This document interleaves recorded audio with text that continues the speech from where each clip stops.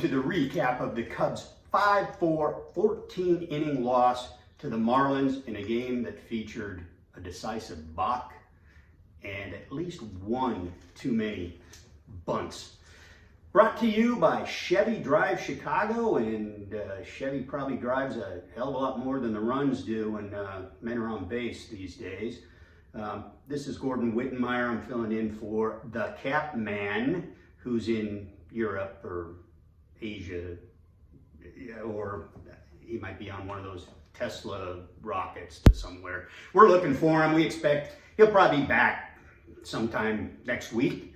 But in the meantime, the Cubs, they won the series against the Marlins, lost the season series, so there is that. But they got to find a way to score more than 2 or 3 runs in 9 innings. This men in scoring position business isn't getting it done, even with Mervis and Amaya up. Anybody interested in Christopher Morel, maybe? Their best hitter in the minors right now. They could probably use something.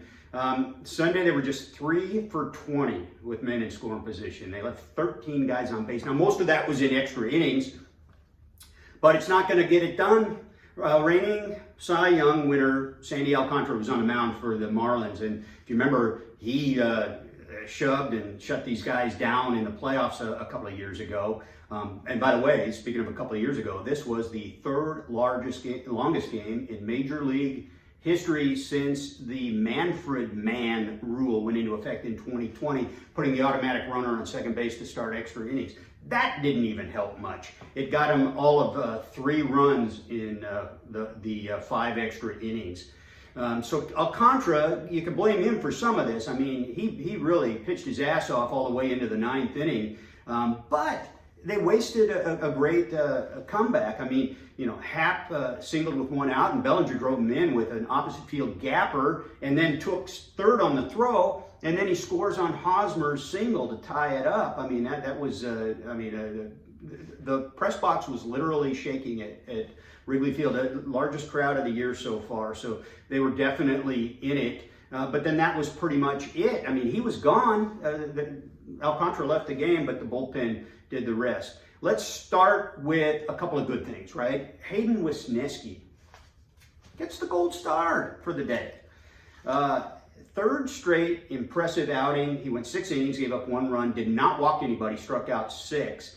The only run he gave up was a 5th inning basket shot to Yuli Gurriel. And for a while, it looked like he was going to get a loss because of how well Alcantara was doing. But that's 17 innings pitched with only 3 runs allowed in his last 3 games started, when he was kind of teetering early in the season. So it seems like he's found his way. He's really got command of his fastball going right now, and that's helping with his slider, which he's discovered more feel for after kind of not feeling it early in the season. So things definitely on the upswing with him. It's a 2nd straight start without a walk, and only 2 in the last 5. So again, gold star. Wait a minute. That's 2 gold stars for Mr. Wesneski. Give it up for him. And Mervis got 2 hits. He's got a 3-game career high hitting streak. He's also got 3 games in his big league career. But here's where it gets kind of, the bunts. 3rd inning, Mervis and Madrigal lead off with singles, and Amaya's up. Amaya, the guy whose first 5 balls in the big leagues put into play were over 100 miles an hour, and they had him bunt. He got the bunt down, put the runners over, but they both got stranded. That, to me, that's not a gold star. That's a destroyed gold star. That's a golden opportunity gone. So, bad mistake. They bunted, sacrificed in the extra innings. I don't mind that, especially when 1 run wins it. They still didn't get it done. They still didn't score. So anyway, it could be worse, right? It could be worse. They took the series, and guess who's coming to town next? The Cardinals, the last place Cardinals. They lost 8 straight games until they snapped that streak on Sunday. Against Detroit, a crappy Detroit team, and they had to come back to do that. Our old friend Wilson Contreras is DHing now. They took him after the kid. That's a team in disarray right now. And so if the Cubs want to bounce back from the tough 14-inning loss, that's the place to do it. Against the Cardinals, starting Monday night, 3-game series at Wrigley. Take that.